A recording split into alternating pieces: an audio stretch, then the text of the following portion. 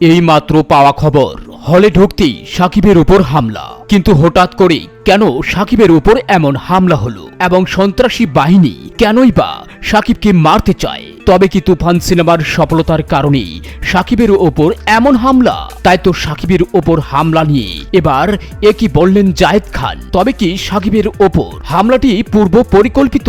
এ বিষয়ে বিস্তারিত জানতে হলে ভিডিওটিতে একটি লাইক দিয়ে ভিডিওটি না টেনে দেখতে থাকুন।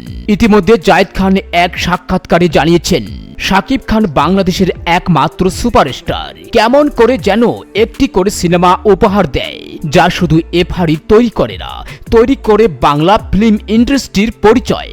সারা দেশে তুফান সিনেমা জয় করেছে। ইতিমধ্যে 15টি দেশে তুফান সিনেমা মুক্তি পেয়েছে। কিন্তু তুফান সিনেমার সফলতার মধ্য দিয়ে সাকিবের ওপর আতঙ্কিত হামলা ঘটেছে। কেননা তুফান সিনেমাটি এবার ঈদে সকল সিনেমার রেকর্ড ভেঙে দিয়েছে। এমনকি আজ 15 দিনের পরেও এই সিনেমাটি প্রত্যেকটি হলে হাউসফুল যাচ্ছে। তাই তো অনেকেই সাকিবের এমন সাফল্য সহ্য করছে না। তাই তার উপর এমন নেক্কারজনক হামলা ঘটেছে বলে ধারণা করছেন জায়েদ খান।